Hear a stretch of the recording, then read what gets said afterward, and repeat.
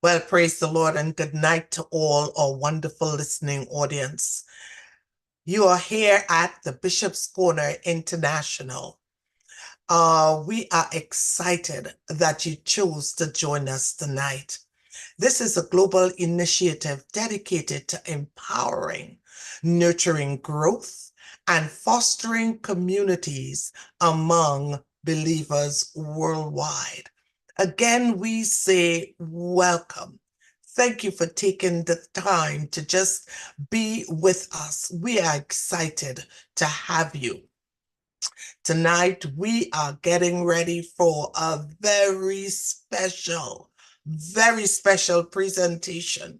And we are going to talk about a topic that really involves every one of us. And we are talking about finance. We are saying tonight that money matters. We want to look at budgeting, investing.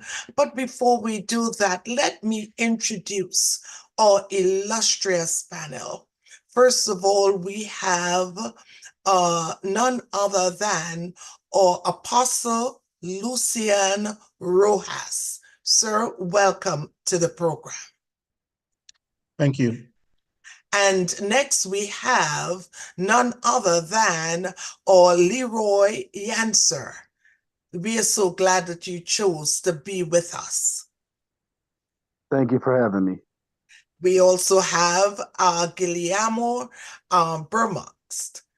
Thank you, sir, for taking the time. We can't wait to hear all of that you have to share with us. And last but definitely not least, I call him the financial guru, Pastor Samuel Brown.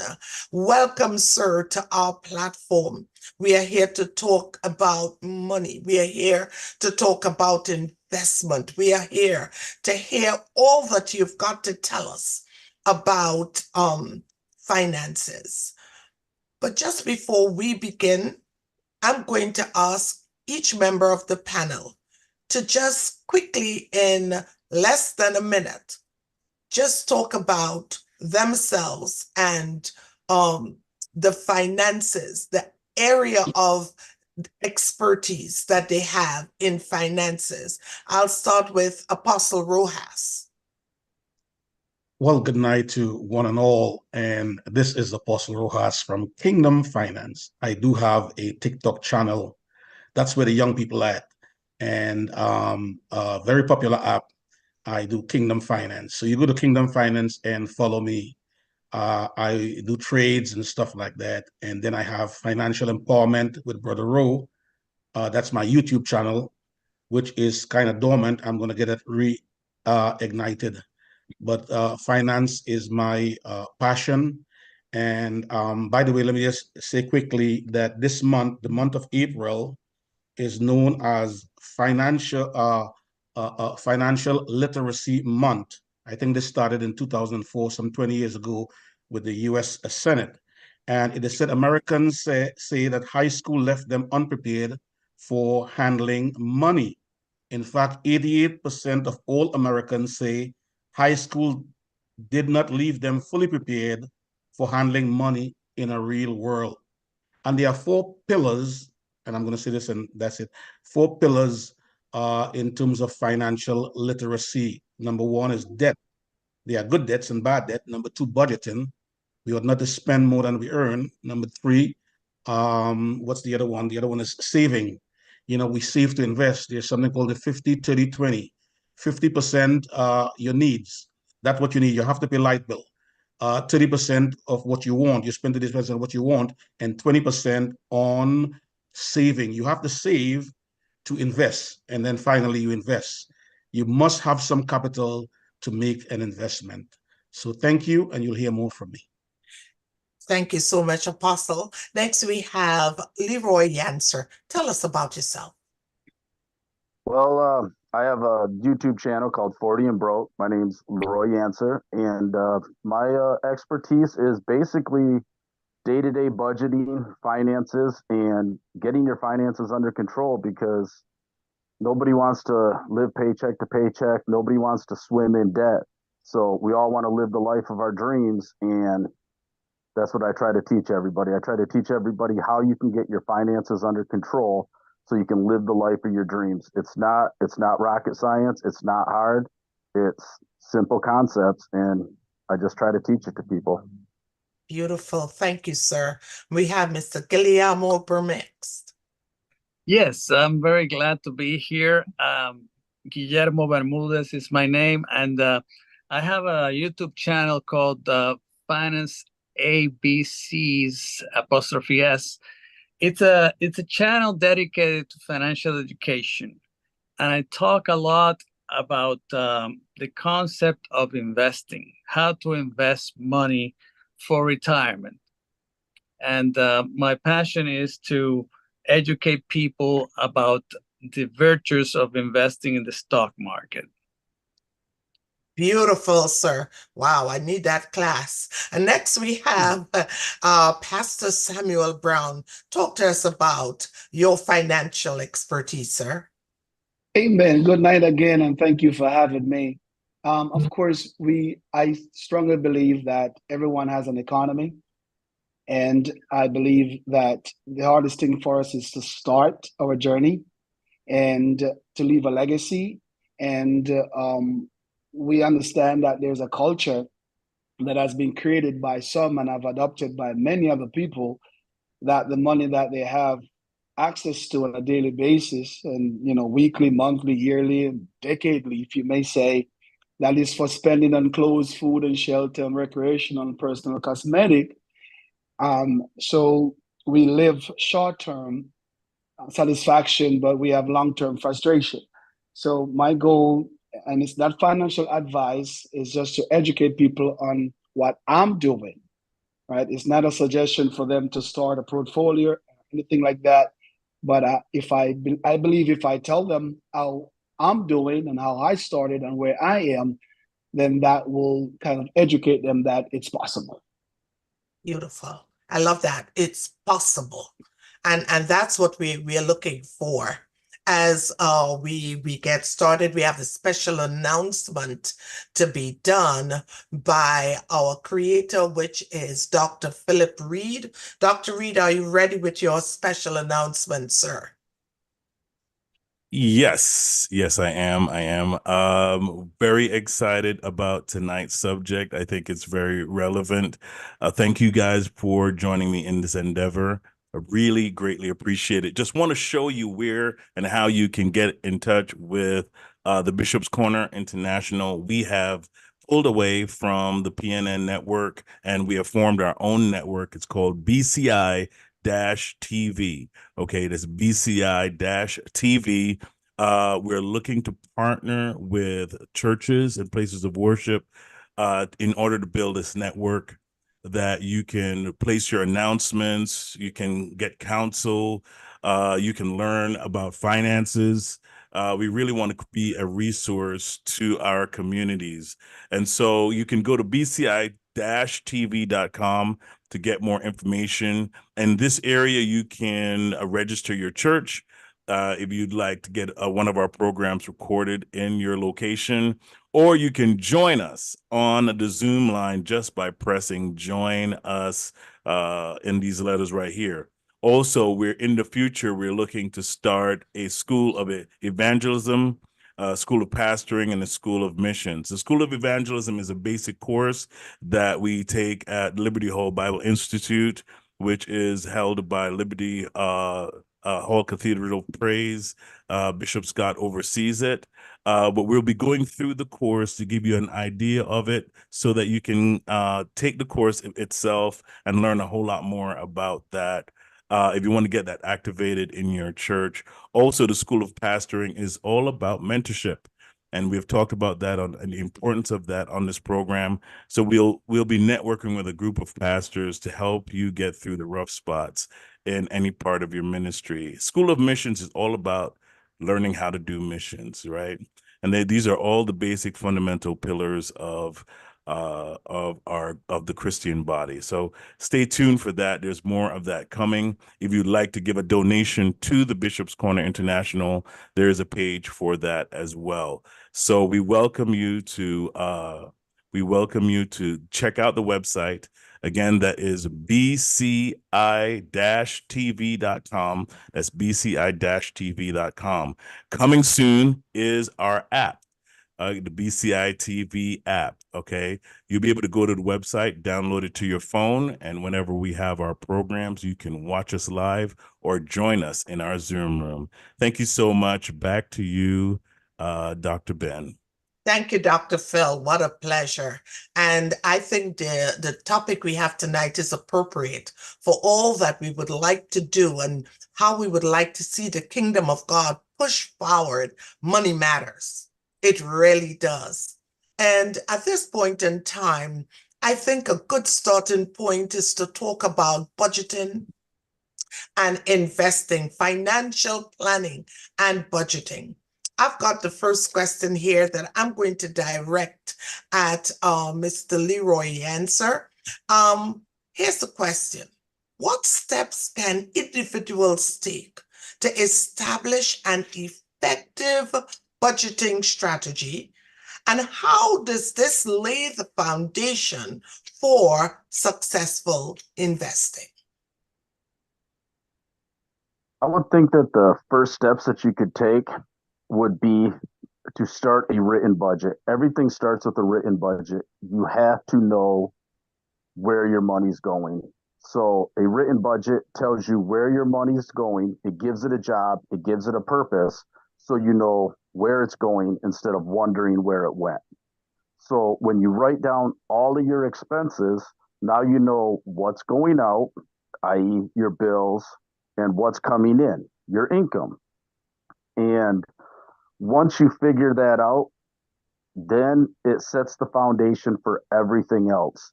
And I always say that you have two things in budgeting that are the most important thing. In your financial toolkit, budgeting is the most important thing you can do, a written budget. I do it every paycheck. The most powerful thing you can do is track your expenses. You have to know where your money's going. A written budget, like I said, tells your money where to go, but expense tracking tells you where your money actually went. Most people, they say, well, I don't know where my money went. It probably went to bills. Well, I can look at my calendar and tell you exactly where the last $100 I spent went to. So I know exactly where my money goes. And you need to know exactly where your money goes. Otherwise, it just slips right through your fingers and you're just constantly broke all the time and you don't know where it went to. That's just how it is.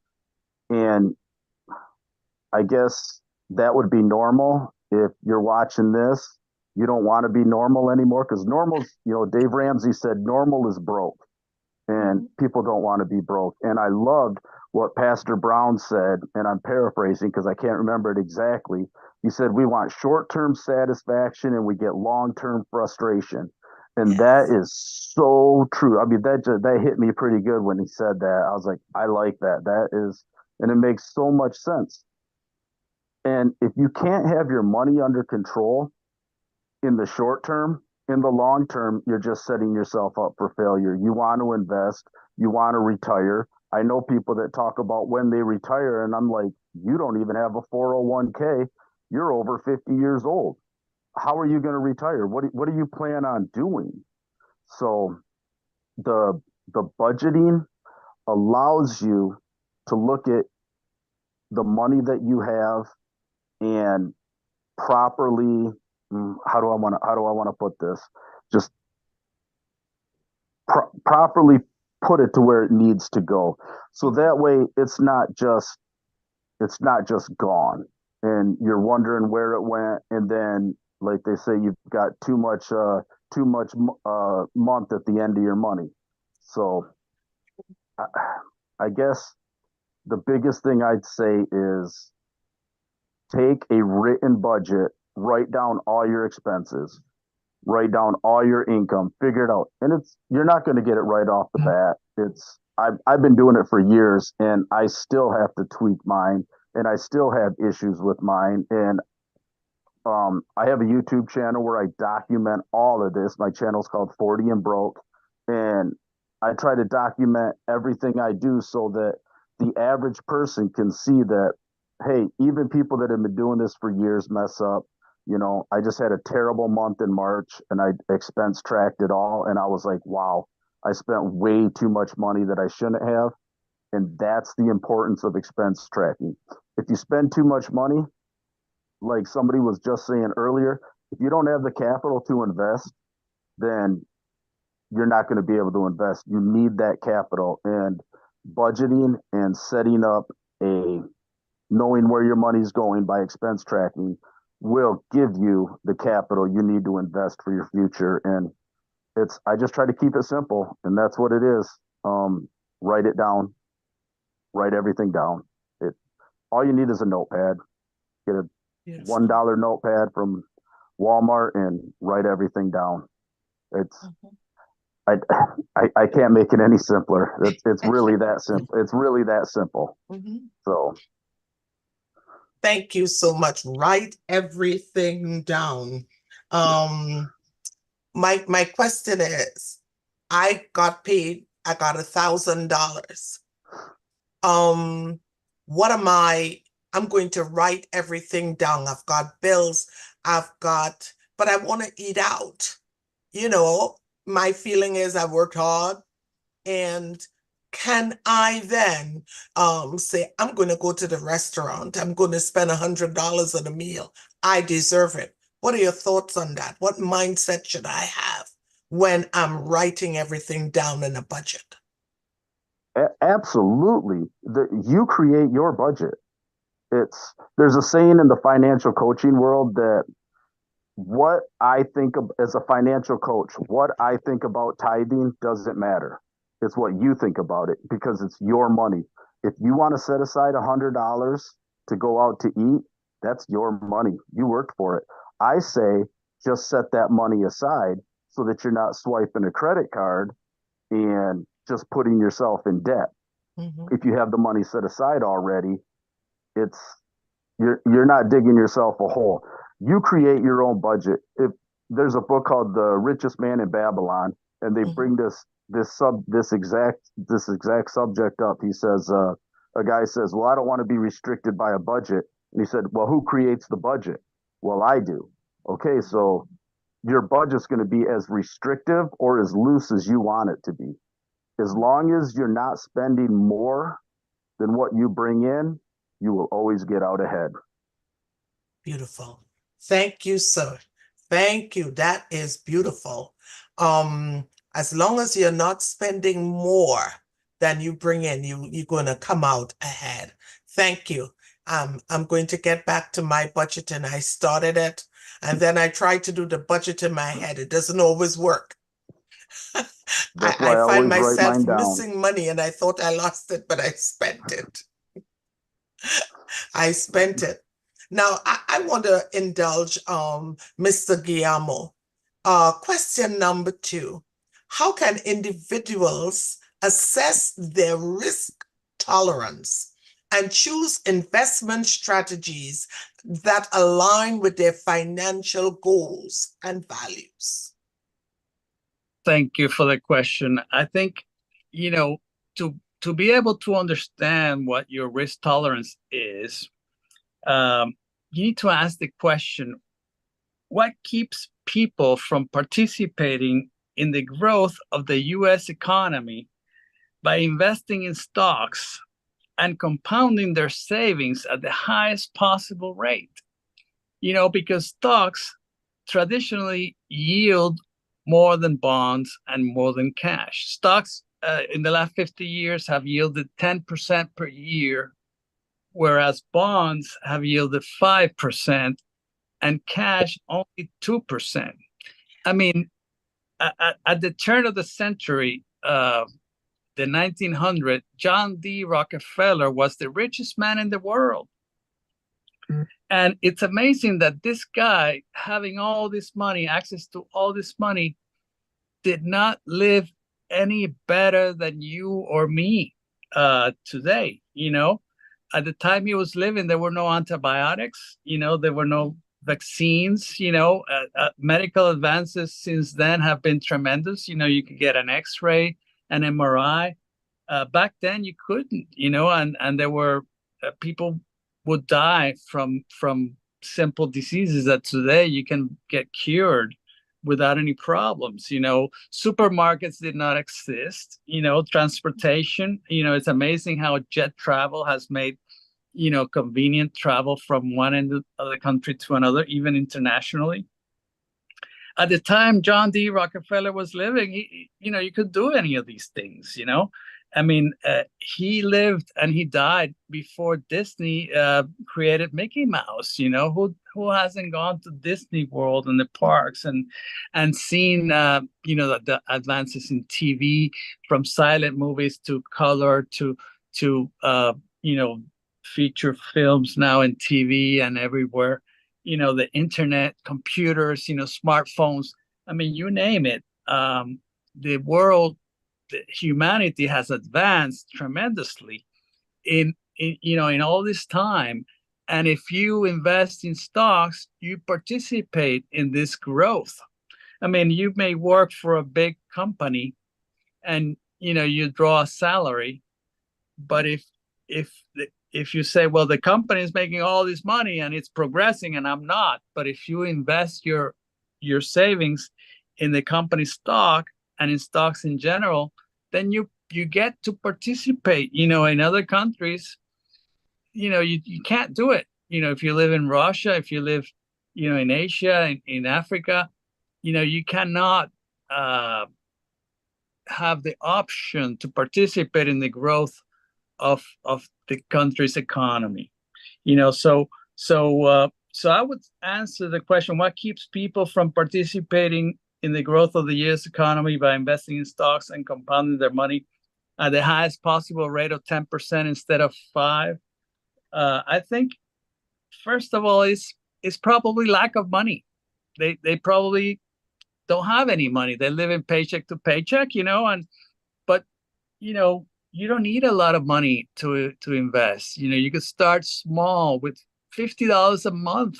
You know, that if you invest $50 a month in the stock market, that's only about $600 a year. Over 50 years, that's $30,000 invested. 30,000. You know, if you're putting it under your mattress, that's $30,000. But if you compound it at 10% per year, it grows to be $866,000. That $30,000 becomes $866,000. So imagine, you know, if you, instead of investing it in stocks, you invested in bonds at 5%, instead of having 866,000, you would have $133,000. You know, not even half, not even a quarter. You know, it's amazing the way compounding works. Is the return is exponential. So so a lot of people think, well, I don't want to lose money. You know, they have the fear of losing money, and they have the lack of knowledge of how to invest, and they don't understand the uncertainty of the short-term volatility, because they think stock prices move like this, up and down horizontally forever. And it's not true. If this were the case, then you need to know when to buy here and when to sell in order for you to make money. And that's very stressful, because you have to keep track of the market and know exactly what's going to happen next. And nobody knows what's going to happen next. But this is not true. This is the perception. The reality is that it's more like this. There is short-term volatility, but in the long term, it goes up, you know, and that's the reality over the last 150 years, you know, and it's going to continue to be. And so it doesn't matter if you buy here, you know, in the end, it's going to be higher. You know, if stock prices go down 20% like they did in 2022, only a year and a half ago, what are you going to do? Are you going to say, oh my God, I lost 20% of my money. I'm going to sell right now so that I don't lose it all. That's the reaction of a lot of people. And it's wrong, because that's the time that you have to buy more, or you stay the course if you don't have any money. But if you have $50 a month left over from your budgeting, then you can move ahead, because really all you need to invest is three things. The first one is time. You need time for your money to compound, because that's the way it grows from 30,000 to 866,000. You have to have the guts to see the short-term volatility without panicking, you know, and bailing and running to the exits. And you need to have a little bit of money. You need to have a little bit of money. If you don't have $50 a month, then you can't participate. You can't join the bandwagon and go through this ride. So yeah, so you know, if you have any questions, I'll be happy to answer them. Beautiful. Thank you. So you're telling me that it's important for us to budget so that we know where our money is going, so we know what we're spending on and where, so that we can have a little extra that we can invest and get good long-term returns. So I have a question for Pastor Sam. What are some practical tips for building wealth over time? And how can individuals set and achieve long-term financial goals through strategic investment and savings? Well, keynote, and once again, this is not financial advice. It's just what I'm doing, and I'm sharing my knowledge. First thing, you have to know why. Why am I investing? Why should I invest? What's the benefits of me investing? Now, for me, I live my life with the 5 Ps when it comes down to investing into my future. Is that I live the 5 Ps, which is proper preparation prevent poor performance. I'll repeat it again. Proper preparation prevents poor performance. There's 3 principles that I live by in my financial journey, is that I educate myself, then I test it, then I execute it. Now, what I tell people every day is that everything boils down to a percentage. And we work hard and we want to play hard. And of course, you know, if when you work for your money and you spend it all at once or short term, then you're pretty much just not planning for your future. So what I always tell people is that it takes patience. It's like you planting a garden. It takes patience. You have to plant the seed, and you have to nurture the seed, and you have to watch the seed grow. It's not the amount of money that you put in at once. It's the amount of money that accumulates over time. So you don't need a lump sum to start. You need a coffee money to start. Whatever you can do without for that day, you can use that money to invest. Now, the question that always asked is, what do I invest in so I can compound that interest over time? Now, in a nutshell, I know we're going to say a lot more, but in a nutshell, I'm an investor that trades. I'm not a trader. There's a myth surrounding when I put my money in the stock market that I'm going to lose.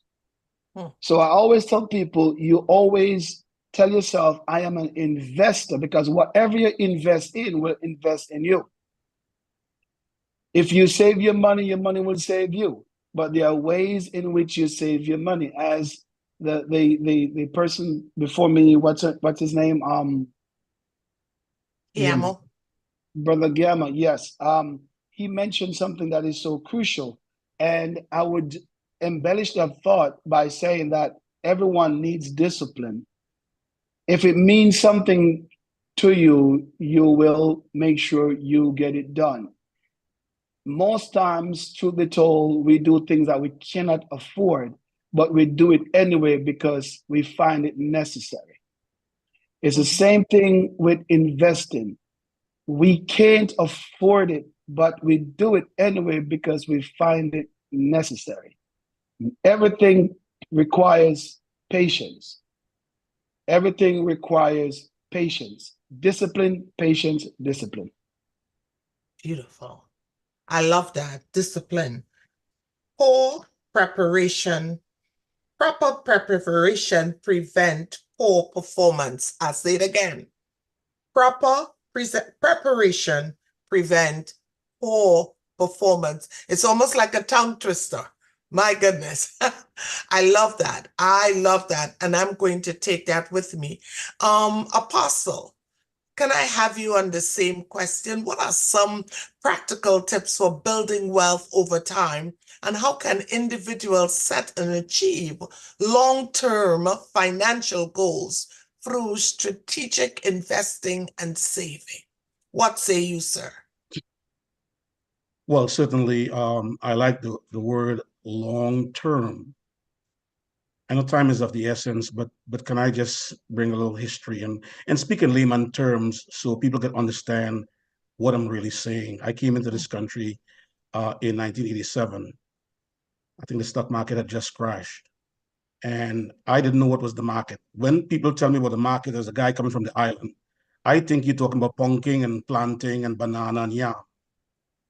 Market. A guy from the island, grew up in the village, didn't know nothing about the stock market. And even when I started to work in this for the city in 95, I was 35 years old. In 2000, I started investing in my 401k because I didn't know what was a 401k. So the guy said, Rojas, you invest in the 401k? I said, what is the 401k? What is a 401k? And I started. So I did 15 years. And I left over $100,000 on the table because I didn't invest in that 5 years. Now, I am screaming to the mountaintop to young people, telling them to grind and telling them to start investing now because of compound interest. It is amazing. I think it was Albert Einstein that says compound interest is the eighth wonder of the world. He that knows it earns it. He that doesn't pays it. Let me ask a question. When you're young, you have the strength to work, to save money, get a capital so you can invest. And I don't care if you do 2 jobs, 3 jobs, whatever, make the sacrifice when you're young, because when you get older, Father Time is going to get you. It has never been defeated. When you're young, work, get a capital, and invest. Do 3 things. Invest, invest, and invest. You have to. Now, to tell you the power of compound interest, when you're young, you talk about risk tolerance. When you're young, you can invest aggressively. When you're older, you have to do it moderately. Why? Because if the market collapses, correct, or pull back, or there's a recession, you don't have time to recover. That's why when you are young, you can invest less and gain more. Let me tell you the power of compound interest. Let me ask a question here today. If you were to double a penny every day, you double a penny every day, you compound it, how long will it take you to get to $1 million? And what's something here? What's something how powerful? You know, I'm doing a prayer breakfast on June 1st at my church. It's called Empowerment Breakfast, because too long we badmouth money. If you badmouth your girlfriend, she's not going to marry you. You cannot badmouth the thing that you desire. People badmouth money. Money don't grow on a tree. Money is the root of all evil. Money is material. Money is carnal. Money is devil. And the Bible says different. Money answers all things. Now, if you double a penny, I want to show you something about the power of compound interest. If you double a penny, and there are stocks, by the way, oh my God, there's so much to share. There's two types of stocks: growth stocks and dividend paying stocks. And I tell people, why not invest in the things you use every day? I have McDonald's coffee and my kids like Happy Meal. I spend money at McDonald's. It's over $200 billion in market cap. And guess what? McDonald's is going to pay you $5 a year in dividend just for owning one share. So if you have 100 shares of McDonald's, they'll give you $500 a year. And when you compound that, you're on your way to a great retirement. So here what? To tell you how compound interest is amazing. And young people, I feel like I could go into all the schools and talk to young people. I feel like I could get all the young people in the church and tell them about the power of investing. So on first day one, you double a penny. Day two, it's 2 pennies. Day 3 is 4 pennies. Stay with me. Day 4 is 8 pennies. 4 by 2 is 8. Day 5 is what? 16 pennies. Day 7 is 64 cents. Day 8 is $1.28. You say, but that's no kind of money. But you go to 16 days, and by 16 days is $327,000. By day 17 is $655,000, and by day 18 you have passed $1 million. You are $1.3 million in 18 days if you double a penny. So, for example, when I retired in 2015, I took some money and put it in a self-directed IRA. A young guy from college invested it for me. I didn't know how to invest. At that time, they bought a stock called Microsoft, which is the largest company in the world today in terms of market size, $3.1 trillion. They have surpassed Apple. Do you know what's the GDP of United Kingdom, which is about the 6th richest country in the world? 3.1 trillion. And if I go to talk about trillion, it will confuse all of us with the zeros. But that's what Microsoft does. And most of us here today, we're probably using Microsoft right now, or Windows, or whatever, Words, or 365, whatever, or clouds. And so guess how much we paid for Microsoft in 2015? I'm talking in layman's terms. Because the stock market go up on average for 10% every year. And people say, it's gambling. I don't know what to do. Stock market, you trade away your money. What about if the market crash? And you hear these. Paul says, brethren, I would not have you to be ignorant. My people are destroyed for a lack of knowledge, not for a lack of sincerity or good intention. And people are ending up broke at the age of 65, barely having a social security check and struggling. And I started late. I'm a late bloomer. You know, I started investing during the pandemic. You know, the Bible said all things work together for good. That which was meant for evil. In 2020, I sat there on my bed. My wife had COVID. Couldn't go outside, look at CNBC, and say, I'm going to try Robinhood. I put $10. I was scared. I said, maybe it's a scam. I put $10. And then I got hooked. I put $100, $1,000.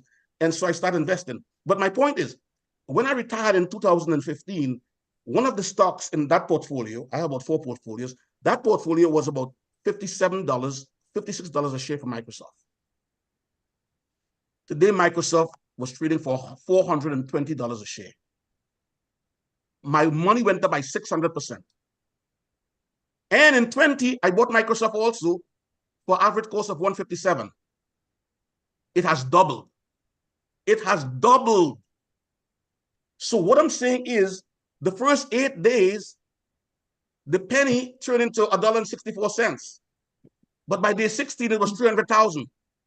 And by day 18, it was over 1 million. So if you invest while you're young, I tell you, you this powerful. You know, if you go for insurance, if I go for insurance right now, the premium is going to be crazy high. You know why? Because I'm over 60. A guy for 21 years old, he will pay peanuts on a term insurance because he's young. And people are not investing. They say, I cannot afford to. You cannot afford not to. If you put away, I told all my kids, I've had a meeting with them, all of them, they have to invest for the child's college. And if they put in $50 a week, $50 a week, reoccurring, compound, dividend. They'll have money for the child's college. But we don't know, and it seems like nobody is saying anything. The Ethiopian eunuch was the Minister of Finance. He said, Philip said, do you understand what you're reading? He said, how can I accept someone guide me? Gosh, we ask people in the church to give. People cannot give what they don't have. We hear stuff like, you're going to be a millionaire. You have no goods and services. How is it going to happen? You know, we got to change that dynamics, and we got to teach people. The disciples, I got to stop. The disciples call unto Jesus and say, Lord, teach us how to. Teaching is powerful. If I feed you a fish, I feed you for one day. If I teach you, I feed you for life, and I free myself up, and I can empower others. So I would say start investing while you're young. And we could talk about so many aspects of investing, real estate, business. It's amazing. Thank you. Oh, I'm getting excited. Thank you sorry. for that. That was awesome. Now I've got a question for you. You said a young person can invest and they would have the tolerance to endure the market when it ebbs and waves. My question for you is this. Okay, I did not invest when I was young, and I don't have enough right now. Is there any help for me? What can I do now to help me, or probably help those who are coming after me? Dr. Ben, during my financial Kingdom Finance, a lady called me up. She said, Brother Rowe, it has passed me. I'm too old to invest. I said, no, you can still. But the power of investing while you're young, Warren Buffett, I think is 92. And don't run after these get rich quick and all these things and these pyramid and these get rich quick and your money will this and that. The stock, here the beauty about the stock market. Warren Buffett is going to pay the same price for a share in Coca-Cola as I do. If you and I, Dr. Ben, and I'm going to say, please don't misunderstand me. Depends on the shade of your skin. They could appraise a house for a certain price, and when a different person come, they could appraise it for a different price. What I love about the stock market and the fundamentals of the even playing field, if you're a millionaire, you'll pay the same price for Apple share as I will. The same price, if you're buying it or if you're selling it. Now, the thing about it, Dr. Ben, as you're saying, investing early. Listen, we had a dot-com bubble, the housing crash, the pandemic pullback, and guess what? The S&P is at an all-time high. Do the math. So you can't worry about when the market go up and go up. That's why Warren Buffett says that the patient make money on the impatient. People see that today my portfolio was up $1,500, and before the day was over, it was down $4,000. The market goes up and come down. You can't lose sleep over that. It's gonna, as a matter of fact, when it's done, that's the time to buy. Yeah. So I'm saying long term, you set it and forget it. And we can do other things like options to make money and so forth and so on. That's more advanced. But all right, let me say this one thing before I close. If you don't know how to invest, you say, Brother Rowe, I don't know what you're talking about. I'm confused. I don't know. There are many brokerage out there that you have to invest through, buy stock through a brokerage. There's something called the S&P. And even Guillermo taught me, when I just started, I was like, let me buy a cheap stock, pump and dump, a SPAC. They go up today, go down tomorrow. And you know what's the best thing to do? If you don't know what to do, invest in the S&P, Standard & Poor, the 500 top stocks in America. Is called the SPY. And they have all the big names, all the big guns, Microsoft, Apple, all the 11 sectors are there. You're betting on the US economy. And guess what? They pay a dividend, it compounds, and it grows. And you'll be good. You'll average 10% annually. So what I'm saying is Warren Buffett, he invested long-term, one of the richest men on the planet, one of the smartest investor. He buy it, deal with a compound, he set it, and he's laughing all the way to the bank. So yeah, you could do it as a young person. The market could crash, go down, pull back, and you'll still be all right. Nice. Let me just add to that. Yeah, to your question. If you're young, you have more time to compound. But even at our age, when you retire, you're going to probably live 20 or 30 more years. And that's a long time for your money to continue to compound. And so the time has not passed you. You still have an opportunity to invest if you have the long-term mindset. And if you do, like Lucian says, you invest in the stock market index. That way you avoid individual stock risk, and you can participate in the growth of the economy. The S&P 500, like Lucian says, participates in 11 sectors of the economy. It's like a cross-section of the entire economy. And so you're going to grow. You're going to grow with time. And you can have, temporary setbacks, but it's just temporary. In the long term, it's going to grow for you. And if you retire at 65 and you live to be 80, 90 years old, you have 20, 30 years to go in your investment horizon. So you can continue to grow and participate with the economy and not sit on the sidelines and just watch the progress go without participating. Beautiful. Thank you.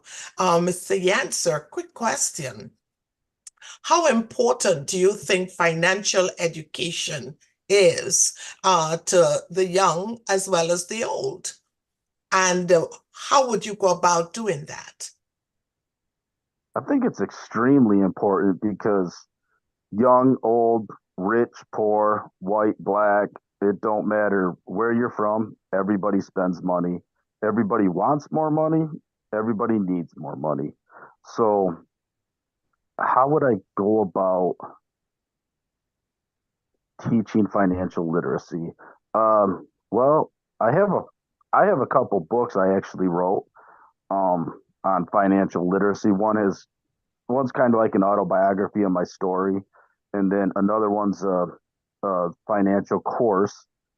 But I just teach my kids. I try to show them by example. I talk about finances all the time, and kind of jumping back to what Apostle Lucian and Guillermo were saying with the investing. In layman's terms, putting it simple, if all of this is confusing you like crazy, go to your bank, go to your credit union. They all have financial advisors for you, and they will help you. It's normally, I assume, it's free of charge. And you just have to set up an appointment. You go in, these are my finances. They'll help you set stuff up for you. It's a service that most banks and credit unions offer for free. So, and a lot of banks and credit unions, they're trying to push towards helping people with their finances, and they're setting up financial advisors, they're setting up financial coaches. And a financial coach and a financial advisor are vastly different. I consider myself a financial coach. I'm not a financial advisor. I don't give anybody financial advice. My job is to talk you through what you're doing, help you in the day-to-day, down in the dirt. A financial advisor, they're giving you the 20,000-foot overview. It's, well, you bring in $1,000, a month, you should be able, no problem, to set aside X amount. And you're like, well, I can't how am I going to set this aside? And that's where I come into play. We get right down into the dirt, right down into the nitty gritty. And I'm like, okay, this is what you have. This is what you're doing. This is what is important to you. And that's the biggest thing. It's just finding the why. Like Pastor Brown said, you've got to know your why. Your why is crucial. And it's keeping it simple. If you make it overcomplicated, you're going to burn out. And it's simple. When my investing strategy is extremely simple. I buy gas at Marathon, so I invest in Marathon. I drink way too much Mountain Dew and Pepsi products, so I invest in Pepsi, and just little things like that. If you use it and it's a big company, good chances it's being traded on the stock market. And That's what I invest in. I invest in things I use. And Beautiful. that's what I try to teach people. I just try to teach people, keep it simple. Keeping it simple is your best strategy that you can have. True. Beautiful. Thank you. So keeping it simple is the best strategy you can have. Pastor Sam, let me ask you this from a very practical standpoint. What, in your estimation, what position should I be in if I want to invest? I make $1,000 a month. I sure have a mortgage, but I don't have a savings account. And my checking account, if I'm not careful, it goes, it goes below. And you get return checks if there is such a thing still. And I don't have a savings, but I see the need to invest. How should, in your estimation, should I structure my life so that I can invest? Well, everyone choose their heart. Everyone choose their heart. Okay. So it's interesting because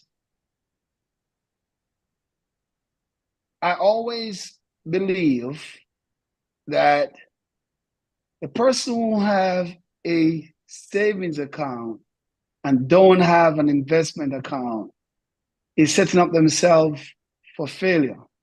Mm-hmm. It might sound a little raw, but savers live in fear of being broke. Mm-hmm. Investors gain confidence knowing that they have a tree that even if they cut the branch, it has the ability to grow back. It's like the callaloo. In Jamaica, we plant callaloo. Mm-hmm. And as long as we water the callaloo and fertilize the callaloo and take care of the callaloo, every week we can go and cut At the callaloo and leaves. have dinner. Mm-hmm. See, it's investment to me is like planting a tree. No one plants a tree and it bears fruit the same day. So if you believe you can afford it, maybe it's not for you.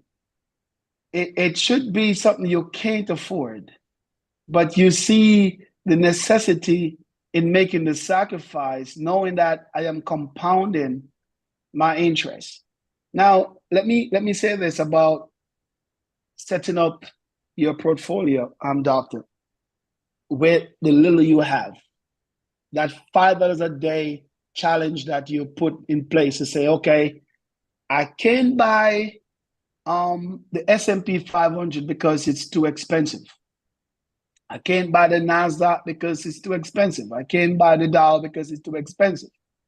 Now, I have to educate myself to see what can I buy that will give me a return, and how do I rebalance that portfolio over and over. As I hear Apostle Roy said that his portfolio went up today, and then it went down more than what it went up during the same trading period. Now, with me, I'm a technical trader, but I'm a long-term investor. So 20% of my portfolio, I trade. 80% I invest. Now, when I make gains from my trading, I put it in my long term.